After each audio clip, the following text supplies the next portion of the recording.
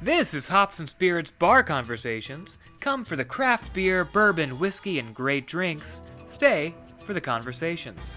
Here's your host, Jonathan Green. We close out June with another fun episode. We have Spirits 101 with Jake Sulek, and we talk Mexican spirits. And don't worry, if you've enjoyed those, we've got a whole lot more of those coming this summer. We do Craft Beer 101 next month, Cocktails 101 with Jake in August, and then Whiskey 101 in September for our Whiskey Weeks. So a lot more things to learn about as the summer moves along. We also have a great conversation with country artist Clay Hollis on this episode. And if you haven't yet, check out hopspirits.com, as we've updated our website with a whole bunch of new things. It's a whole new look and hopefully a whole lot easier to navigate. And you know what? Let's not waste any more time and get into the fun. It's almost time. Where did I put those? Here they are. It's time for tasting notes. We're back again for our final Spirits 101 tasting notes with Jake Sulek, the beverage director partner with the Professors LLC. Jake, it's good to go one more time with this. It's a pleasure. I'm looking forward to it. Yeah, now, I don't think this will be the last time I ever talk about Spirits 101. But for June, we did gin, we did brandy, rum, and now I think one that we all love, Mexican spirits. And for those that don't know what we mean by Mexican spirits, what are some of those and how do they differ? Yeah, Mexican spirits is a big one, and we're living in a time where not only is everyone really excited about it, but the rules and regulations for Mexican spirits are changing. They're changing yearly. So in the last 20 years, we've seen a complete overhaul for how these kind of spirits are labeled. Generally, I use Mexican spirits in lieu of the word mezcal. Most of the stuff that we're going to be talking today is grouped under mezcal, in the same way that anything that is made from fruit generally is considered a brandy. Anything that's going to be made from an agave is in the broad category of mezcal. Now, there are a few teeny tiny little exceptions to that that deal with certain plants that are no longer considered agave. But generally, the overarching category we'll be talking about is going to be mezcal. Now, with that said, to a lot of us that now are getting into this, mezcal is kind of a different thing here, so to speak, than, say, a tequila, even though it's under that they're all under that bigger umbrella. So, tequila. For those that don't know, I have learned this over time. It must come from a certain region in Mexico, correct? Plant and be distilled there. Yeah. One of 5 very specific states. The most famous of which is Jalisco, and especially in this part of the country, that's almost exclusively the tequila that you will drink. All of the big producers, all coming out of Jalisco. But there are actually 5 states that produce it. You can look at tequila is super heavily regulated, so you can look at it as something similar to American whiskey or Scotch. There are a lot of laws, a lot of rules about how it has to be produced. The biggest one being tequila is all made from agave tequilana weaver. So that's going to be a very specific, we call it the Blue Weber agave here. It's a one specific varietal of agave, although 40 to 50 different agaves can be used to make various kinds of mezcal. Tequila is always going to be that one specific kind. And I feel like, too, as you kind of touched on at the beginning, there's a big, I feel like every day a new tequila comes out, hits the shelves. So when you're looking at that shelf that has gone from maybe, like one small rack of things we knew to now taking up an entire row or two, what is it about tequilas that can differ? Because if you say it's very regulated, you might think of, they're all the same, like, say, a vodka. All the different flavor profiles, clearly. But how can they be different when they all have to be kind of very regimented on their rules? The big indicator of quality for tequila is going to be making sure you buy something that's 100% blue agave. Tequila only has to be made from 51% agave. So a lot of the stuff that you'll see on shelves are called mixtos, which means it's at least 51% agave, but then it's often like a beet sugar distillate that's blended with it, or a sugarcane distillate that's blended with it.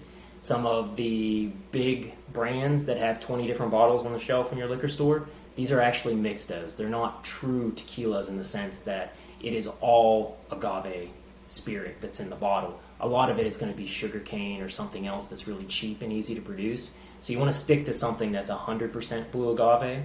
You also kind of want to understand that there are different aging aspects to tequila. You've got Blanco, which it can be called crystal. This is going to be your unaged. Reposado, which is just going to be lightly rested up through about 1 year. Añejo is going to be anything over 1 year.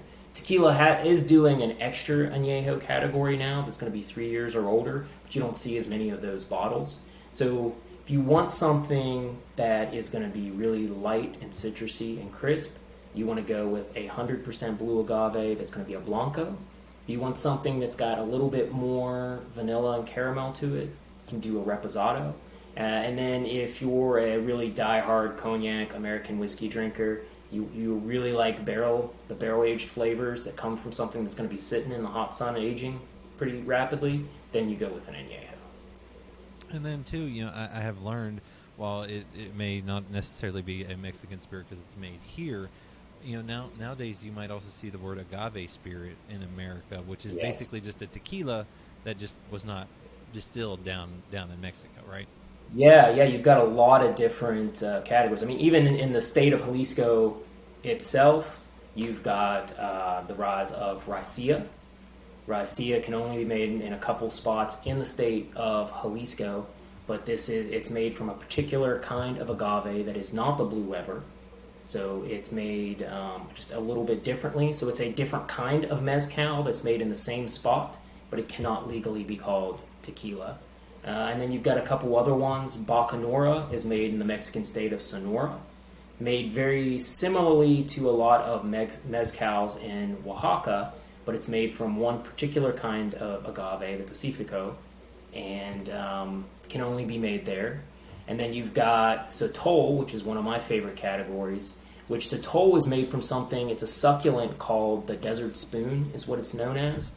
But in terms of taxonomy, it's no longer considered an agave.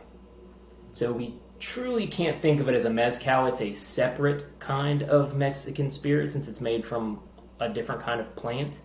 But at the same time, it is absolutely fantastic. And you'll get some similar tasting notes to mezcals. You'll get a little bit of the eucalyptus and the black peppercorn that you would get off of a lot of mezcals. You get similar flavor profile in Sotols, but altogether, it's a really broad category nowadays. And then you even mentioned mezcal, which I feel like nowadays is kind of its own separate branding here. What can people expect when they maybe see that on the shelves with that name here in the U.S.? Well, we're living in a really good time because with the new mezcal regulations, everything is more transparent than it may have been 5, especially 10 years ago when you bought a mezcal. One of the things you'll notice about mezcals is all the good ones have a label full of things that you probably don't understand. They'll have the distillation year, sometimes the dates, the bottling dates, the producer, all the different types of agave that went into it. And all of this stuff is really important because in the last 3 years, they've really honed in on mezcal. So you can't just make what you used to be able to just make a mezcal and slap on label and send it out. There are now 3 different categories of mezcal. So if you see mezcal on the label, you know it's the lowest category. It doesn't mean that it's bad. It means that there are a lot of different production methods that they could have used to make it. If you see artisanal mezcal on the label, you know that those standards are going to be a little bit higher. They could only use brick ovens or lined pits for roasting, and they had to use, for example, clay pots or metal copper pots for distillation. And then when you see artisanal, that's kind of like the highest level, and ancestral, you know that is going to be the method that is most historically accurate. They're going to be more expensive, but you know you're going to be getting a higher quality because the piñas are only going to be roasted in pits. There's only going to be 100% agave fiber sugars used in the production of it, and you know that it's going to be made in a clay pot still. And so when you see that, you can see why it justifies the price, why it's a little bit higher, because it's going to have the highest rating.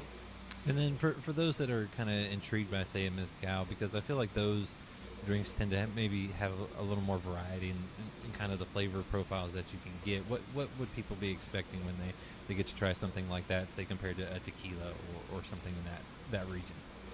That goes back to, we talked a lot in this series about flavors coming from raw production, but you also have flavors that come about during the actual production of the spirit itself and not just the raw materials. So for the production of tequila, you're going to be cooking these via steam using brick ovens, and then you're going to be fermenting and distilling it.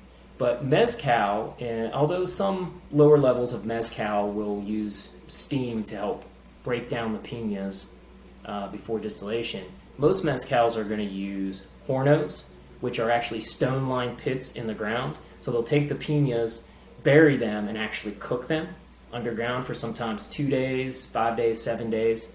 That roasting process before fermentation and distillation is going to help create a lot of smoky flavors. This is why the word smoky is so attached to mezcal. You get smoked pineapple, smoked mango, all these like really, really rich dark fruit flavors that come about from it.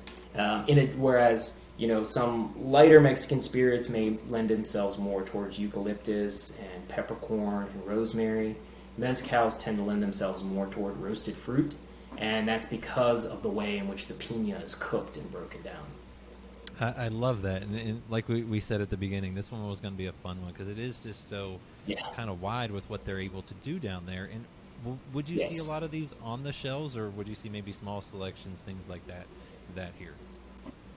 Now you're starting to see a lot more. The price has gone up. Like I said, now that we have a mezcal system that's a little bit more exacting and distillers have to disclose all of this information, the price on a good ancestral mezcal is probably more in the $80 to $120 range now. But it's also a signifier of quality. So when you see an ancestral mezcal, it's going to be made really well. It's not something that's really going to be made for cocktails. This is going to be a sipping mezcal.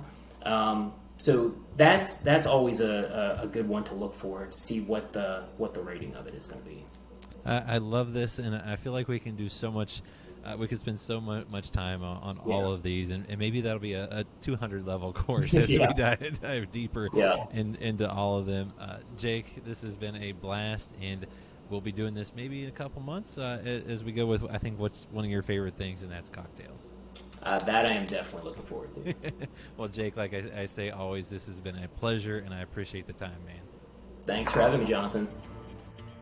Remember to check out Hops and Spirits on social media at Hops Spirits, all one word, on Instagram, TikTok, Facebook, and Twitter. You can also find Hops and Spirits on YouTube and at hopspirits.com. Joining us here on the bar conversation for our conversation is country artist Clay Hollis. Clay, welcome in.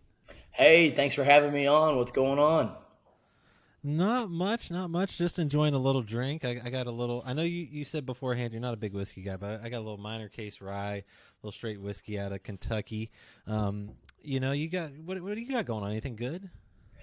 Man, we're busy. We're busy, and just for the record, I know we're recording. I missed everything you just said and asked me. I only heard, "Is everything going good?" I know we're up. The internet might be kind of weird, so why don't you please repeat your question? I was just saying I've got some whiskey, but I was curious, if everything's going good and what you got going on that way. Yeah, everything's good. I'm not drinking today. I got me a glass of ice cold water. I do have to run a few errands after this, and that wouldn't be too smart. But I wish I could join you if it was. It's Tuesday. I'll be honest. I try to stay off the drinking during the middle of the week. We stay real busy on the road. Thursday, Friday, Saturdays, home on Sundays, and me and my boys like to have a good time. So those are my days. I'm on my day of rest. Well, you got to recoup. There's nothing wrong with that. But when you are enjoying and having a little bit of fun, what's your drink of choice? Is it beer, tequila, something else? What are you going for? It just really depends on what mood I'm in. drink a little whiskey here and there. My drink of choice as of late is either vodka soda or a tequila soda. Yeah, it just depends on how I'm feeling and where I'm at, you know. Hey, But I yeah, understand I that mean, completely. And you know, I also have to ask this because if you're watching the episode, you can see he's kind of got the trucker hat on right now. But a lot of your pictures, you got a cowboy hat. Is it just depending on dude, mood there too?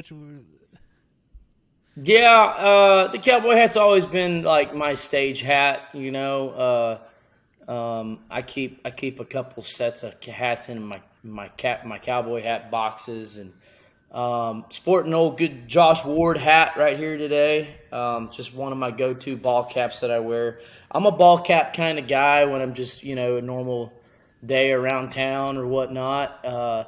Sometimes I'll put gel in my hair if I'm going out and can't wear a cap or a cowboy hat somewhere, and it just really depends. I've got a lot of different looks. Without the hat, cowboy hat, ball cap, just depends. I cannot pull off a That, but cowboy hat. I tried it I will once. say I'm a t-shirt kind of guy. No matter where I'm going, if I can get by with wearing a t-shirt, you know, that's my style. So Normally, I don't dress up this much for the podcast. I got a little collared shirt on, but today, just how the day yeah, went, I thanks was for like, you know what, the I'll colored just leave shirt. this on. Sorry, I didn't do it. I should have done it too. Well, I forgot to give you that memo. But, you know, you seem like a guy that likes to have fun. I think I was looking at your social media. I see you have maybe like a love for being on the water. Is that like a happy place for you when you're home and not on the road? Is that kind of where you go to just relax a little bit? Absolutely, yeah. I like to hide out in a little town called Port Aransas, Texas, which is about 2.5 hours south of San Antonio, which is San Antonio's home base for me. But I'm, you know, on my days off, or you know, if I can get away for a day or two or three, I have a couple places I can hide out down there, and I like to be on the water. Love to go fishing. I like to tinker a lot with boats and whatnot, and just kind of living an island lifestyle, if you will. It's just something I've always done my whole life. I've always been around the water, and you know, continue to do so in my free time. Now you said you tinker around with boats. Are you out there also like, you know, water skiing, waterboarding, doing anything crazy like that, or you just driving the boat and having fun? A little bit, yeah. We'll get out. You know, if we're doing a lake day, we like to do some surfing or some, you know, tubing or whatnot. But when I'm down at the coast, for the most part, it's tinkering with boats and operating and things like that. Yeah. Now, do you have it? Now, you know, I talked to John Wolf and, you know, previously, and he said, you know, some of his hobbies, he liked to go antiquing and things like that. Do you have any unusual hobbies that, you know, or might seem unusual for a guy like yourself? I'm trying to think. Or a place we wouldn't expect you at?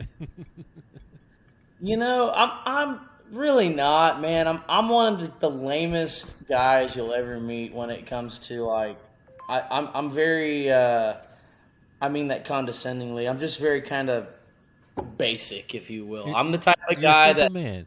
I'm a simple man. Like, hey, as long as I can go out with some buddies, have a good time. We might go to the beer joint. We might go, you know, obviously play our shows and stuff. Catch me down at the coast. You know, I might be out on the water fishing. Every now, if you're asking at more of like a something odd, you know, here in San Antonio, we have an amusement park. I'd say about once or twice a year, I'll go burn down a day at Six Flags and just ride roller coasters all day long. Like every now and then you got to get have to have a good adrenaline rush, and that's a good way to go do something off the wall. If you know, every now and then. I like it. I Something like I- it. I something like I- it. Yeah. And I love that. And, you know, obviously we're here to talk about kind of your music career as well, and you got some new music coming out. You know, how long have you been playing music? Because I think you picked it up pretty much at almost right in the crib. Is that kind of when it happened? Yeah, you know, like I didn't sing when I was younger. I was always kind of, very inclined and enjoyed music. Really enjoyed watching live music, live bands. I can recall when I was little, one of my first concerts was going to the San Antonio Stock Show and Rodeo and watching Alan Jackson and then Brooks and Dunn were some of the two early on concerts I saw when I was real young as a kid, and then of course because of my dad, I grew up with different genres. I grew up with country with my mom, and then I grew up with rock and roll from my dad, and so going to see country concerts and rock and roll concerts, it kind of just along the way, I have found my own likes and interests in different bands, and have taught myself other music, and just kind of, I think it's kind of now I'm able to express myself with my own music in ways that kind of attribute to both of those genres and kind of the sounds and whatnot, if you will, from listening to different inspirations over the years. I mean, what were those the big ones? I mean, on the rock side, who did you have anyone that you just loved to hear that you were like, man, if I could just do that, I'd be in heaven? Yeah, never saw him in concert, but one of my absolute favorite is Tom Petty. I grew up, my dad and I, big Tom Petty fan. Strangely enough, a lot of listeners might not know who this next guy is, but my dad's a very huge, he's a Todd Rundgren fan. For those of you that don't know Todd Rundgren, he's a old school 70s rocker, kind of classic rock sounding, anyhow, but really great composer and whatnot. And so I remember my very first rock concert was seeing Todd Rundgren with, I think it was, just recently we went to Austin and saw Daryl Hall of Hall & Oates with Todd Rundgren. So that was a recent concert. But I remember early on, seeing guys like that. Other, the British prog rock era, grew up on bands like Yes and Toto and, Peter Gabriel. That kind of stuff was my dad's bag. And I just kind of adopted it, and it's cool to listen to those guys, because they're getting up there, and there's some of them are still kicking and playing and rocking, and I think that's the coolest thing ever. Well, it sounds like you were a lot like me growing up, and your iPod. I'm going to date myself. My iPod, just hit it on shuffle, and you just never know what was going to come across, whether it was country, old classic, pop, a little hip hop or something, and it just kind of all anything that was good just rose to the top. Absolutely, yeah. And then, growing up in Texas, what impact did that have on you? Because I feel like there's just a different sound down there, that kind of resonates. I think it's a good question. A lot of people always ask, like, hey, what classifies Texas country? And I don't really know if I have a good answer or not. I can just tell you that growing up in Texas, it allowed me to be exposed to many different cultures and sounds of music. I'm half Hispanic, so growing up, we'd go visit my grandparents in Laredo, and all you would hear on the radio the whole time is just Tejano music, just blaring, norteños and corridos and all kinds of crazy stuff. And then we, being home in San Antonio, visiting my dad's grandparents in Dallas, and we would go to rock concerts or go every year. The San Antonio Stock Show and Rodeo for 20 years in a row. I don't think I've missed a single annual stock show event where they have major performers. So it just being in Texas, and there's so many different cultures and genres and walks of life. Really, it just kind of. I've navigated, my whole life, different sounds and different people, and here I am. So it's really diverse down here, and I think that kind of, helps grow you as a person, and still finding out a lot of things too. So Well, absolutely. Well, and I was gonna say, like you said, it lets you really experience things and kind of figure out what you want your sound to be. I mean, and kind of how you want to incorporate everything, and you can have a lot of fun with that. Yeah. It's definitely kind of a I don't know, like it's like a puzzle in a way. Like I'm working on a new record, for example, and this new record's got a lot of new sounds and different things that I haven't done in the past, and it's just neat to see that whole process happen, and especially now, I'm a little older and I've been playing music for going on like 8 years now, professionally, like really getting busy at it, and this new full-length album that we have coming out is going to be really neat. I'm excited, and like I said, it's got a little bit of everything on it, especially the writing. I've been writing. These are songs that I've been writing towards and from since COVID. So it's accumulation of material over the past 2 years, and I can't wait for that to come out, and I can credit living life down here in Texas, and going back and forth and writing with other people, and just kind of there's somewhat of a story behind it, but really it's just a lot of the materials just good relatable points that everyone's been through a love, or a breakup, or living life, looking back on things, and I think this new album's going to take you to all those places. Yeah, like as you talk about like writing and things like that, I'm always curious, from different people's perspectives of what it's like, because whether you're writing, co-writing, are you pulling from experiences or maybe an idea, or like a little bit of an experience but building on it? Because sometimes that can be weird, sharing some personal things, or at least getting that out there. Or my favorite was, I think it was Dane Lewis saying that I grew up in a small town. I wrote about things that happened. You knew who it was, most likely, and it could be a little weird. Then, what's that like for you? Maybe so for some guys. I grew up in the city, here in San Antonio. I'd like to say I grew up in a small town, but that's just not the case. So we kind of, every time I get away to the country, I would.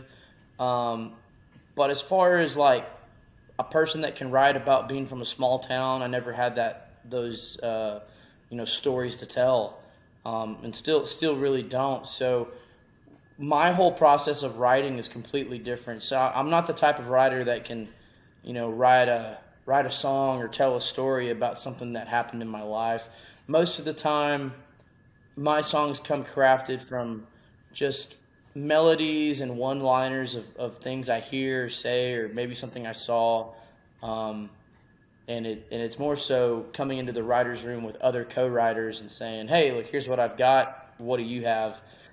Let's build and make a song today. And that's kind of the style of writing I've been doing over the past couple of years. I can tell you this much, that I'm not the kind of guy to sit down and write a song by myself. I actually despise that. I lack some creative skills when it comes to writing, and I'm the type to get flustered easily, and I just say to hell with it. And I'd rather write when there's two other working brains in the room and we can bounce ideas off of each other. That's what I like to do. Hey, I get that. While I don't write music, I still my quote unquote day job is writing stories and things like that, and it helps sometimes to talk things through and build off of ideas. And for you, as you've gone along, you put out your first EP in 2017, then another one in 2020. How has everything built for you to this new album, and also what was it like putting out an album in 2020, in late 2020, when everything in the world was going crazy? Man, I don't sugarcoat things. I think releasing my album in 2020 was the worst thing we could have done.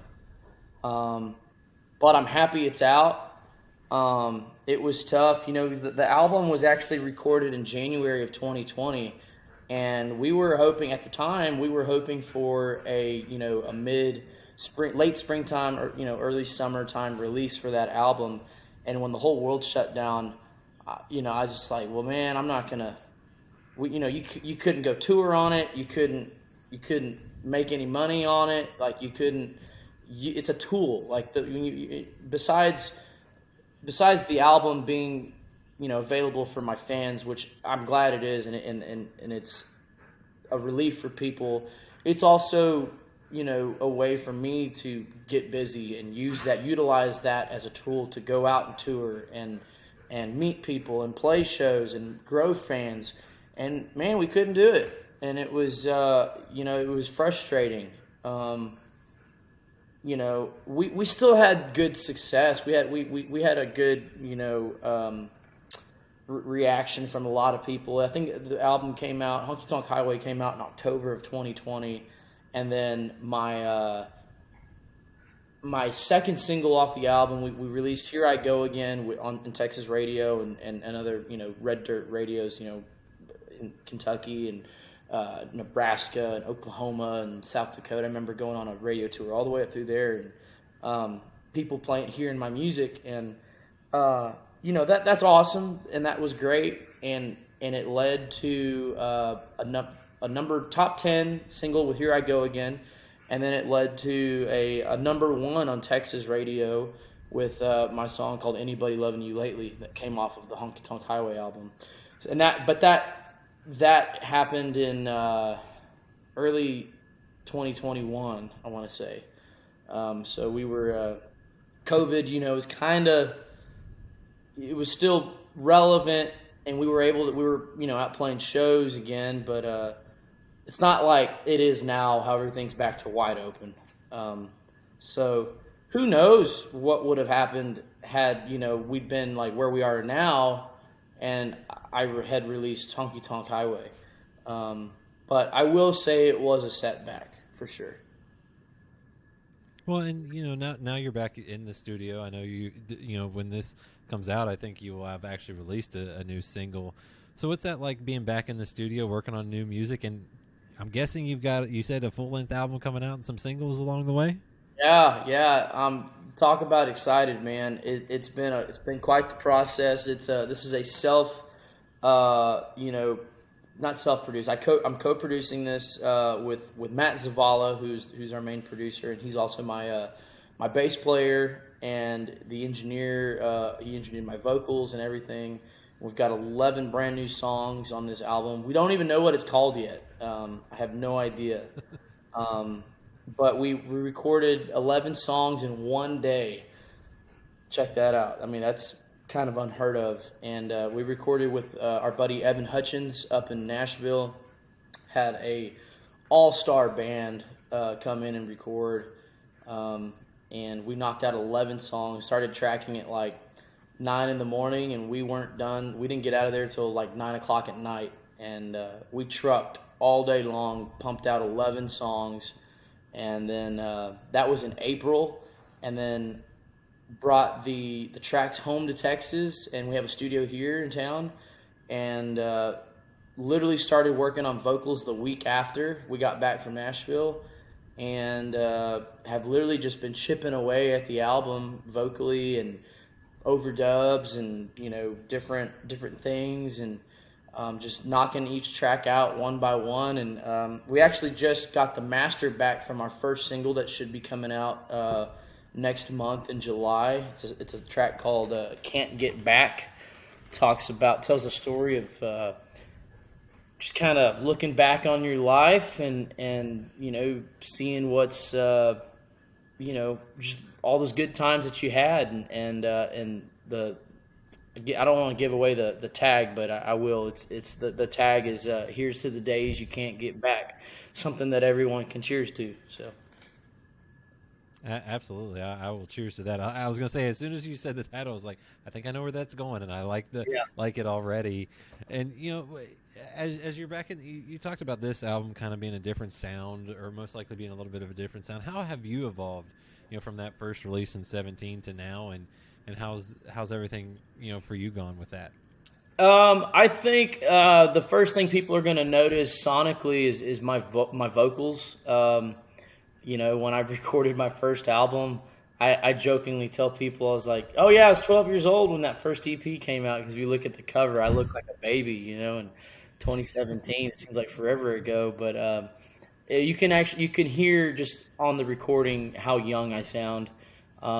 And then, you compare that to what's getting ready to come out, and I think you can tell the, how my voice has matured, over the years. I sound, like a grown up now, and don't sound like I, just got out of diapers or something.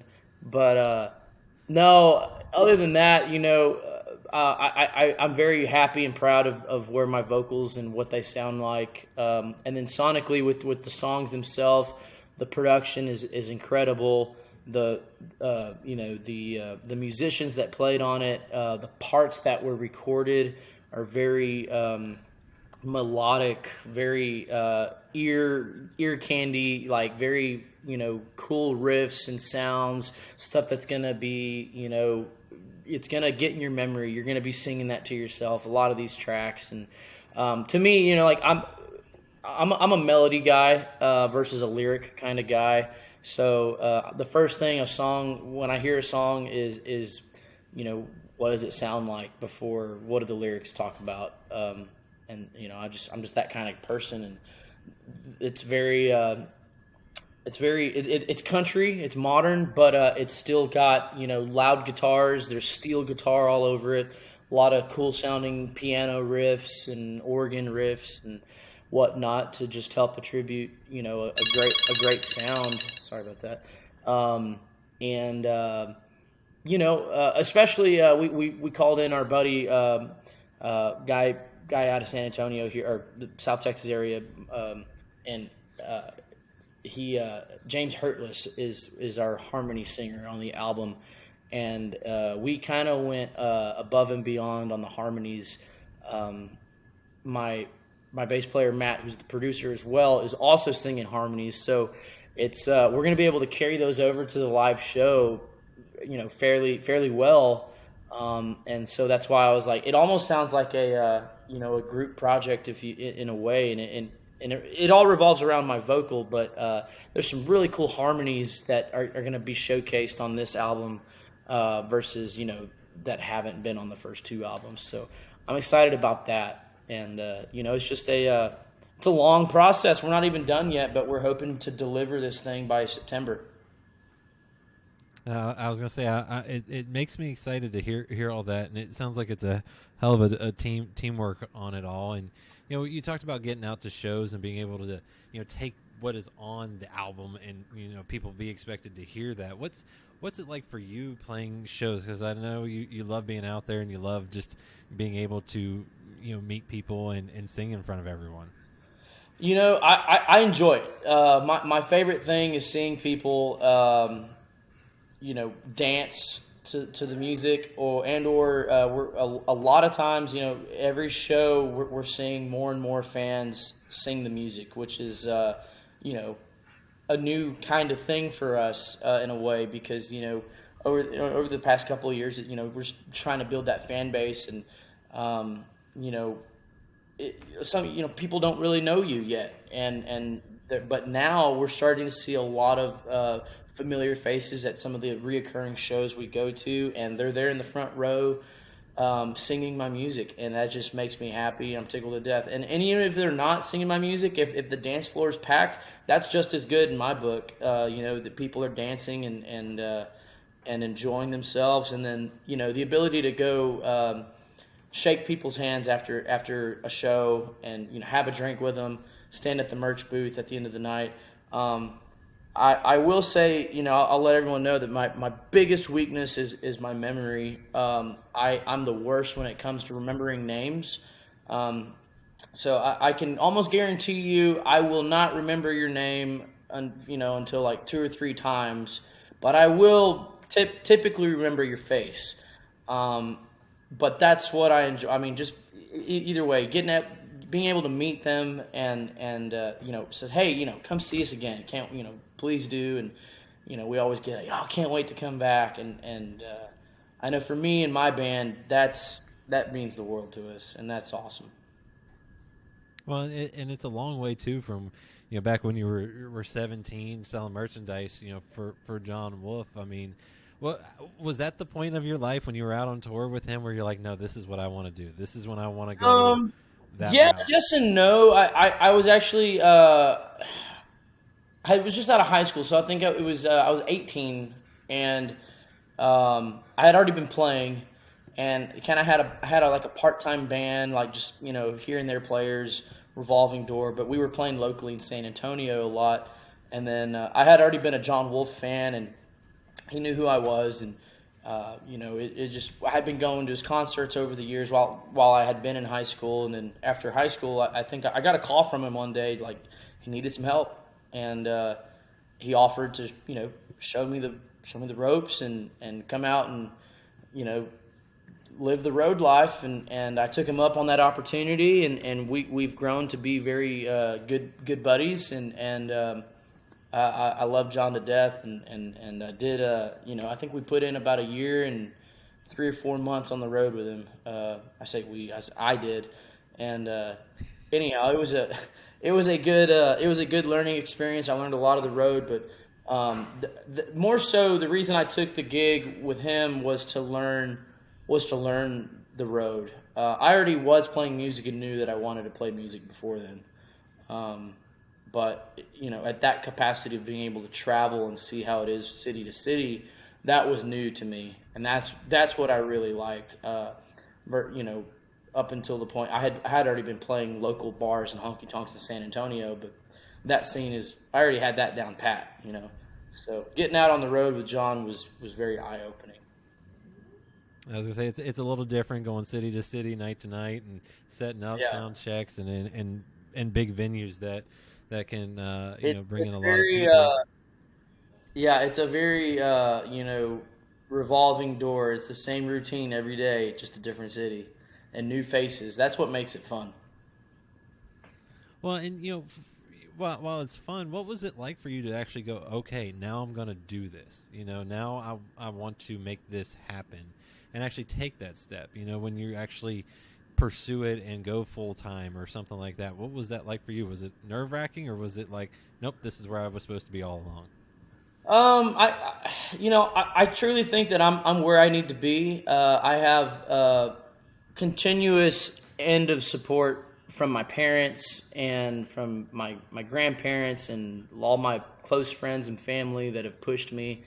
But most of it comes from self-drive and just wanting to do it. And luckily I've been blessed to be able to do it. A lot of it's self-funded. A lot of it, my parents are willing to help out here and there if we're needing something, or they don't want to see us fail. So I'm very blessed to have that, and but for the most part, I'm just I kind of ask myself that question a lot. It's like, man, what would I be doing if I wasn't doing this? And gosh darn, I don't have an answer for it. I guess nothing. I would just be doing this, like that. I love the new Luke Combs song. What would you if I wasn't doing this? I'm sure you've heard it, and it's exactly that whole scenario. What would you be doing if you weren't doing this? And it's hell, I'd probably just be playing in a bar somewhere, and that or fishing for a living.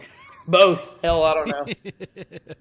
I was gonna say you could do both, and you could still do both. I mean, it's a little fun being on the water for that, and also too, with being able to do this for a career, you're able to also kind of give back and kind of use your music to benefit organizations. Why?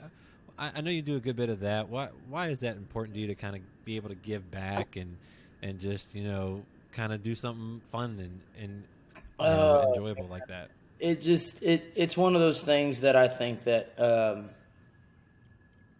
if you don't do it as a person, in my just my personal opinion, that you're everyone's got to do their part somehow to give back, and I luckily through my gift of music if it brings joy and happiness to, you know, a group of people, then that's what I'll do. And luckily, I've been fortunate to find some good organizations to do that with, and a lot of times it's with first responders and veterans and whatnot. And there's a couple of different organization, nonprofit places here, you know, here in San Antonio, South Texas, that do that, allow these, you know, people to come in and decompress and find themselves again, and maybe just get away from the real world for a few days. And, you know, they call in musicians like me and some of my other buddies, and we get to come in and just talk and play music and just enjoy life together. And to me, that's special.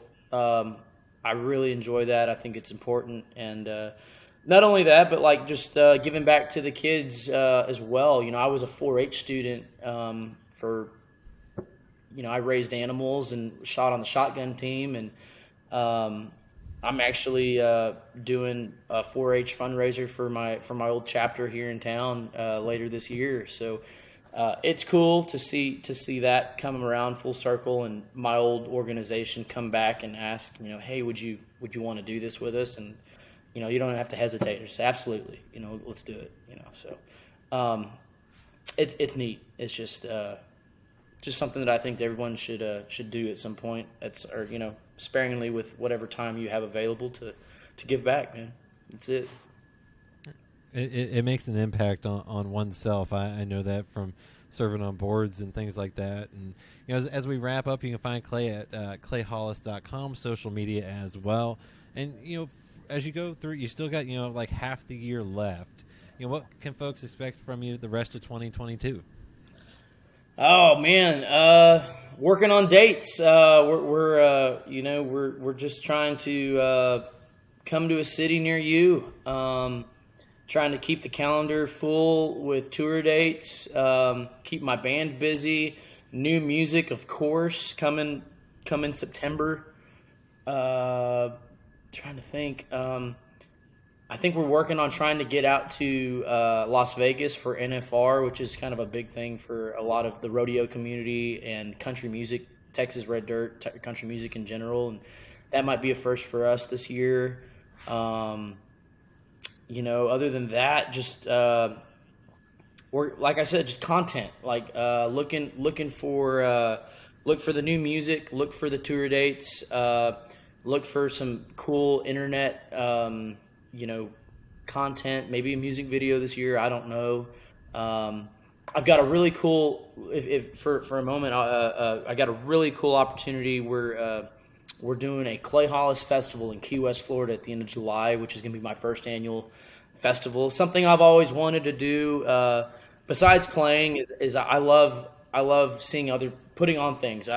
Being a producer or a promoter is something that I like to dabble with, and this is my very first out of state festival with my name on it, and I'm bringing about 6 or 7 of my good friends down to Florida with us, and we're going to be taking over. It's called the Clay Hollis Texas Takeover Week in Key West at the Smoke and Tuna Saloon, and we're just going to play some country music and some covers and have a good time and party it up down in Key West, Florida for 4 nights. And I'm blessed that I have some friends that want to come down there with me. So we're looking forward. That sounds like a lot of fun.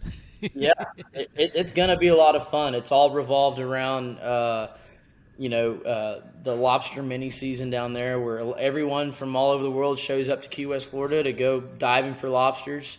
And we're there that week, and it's called the Clay Hollis Texas Takeover and Friends.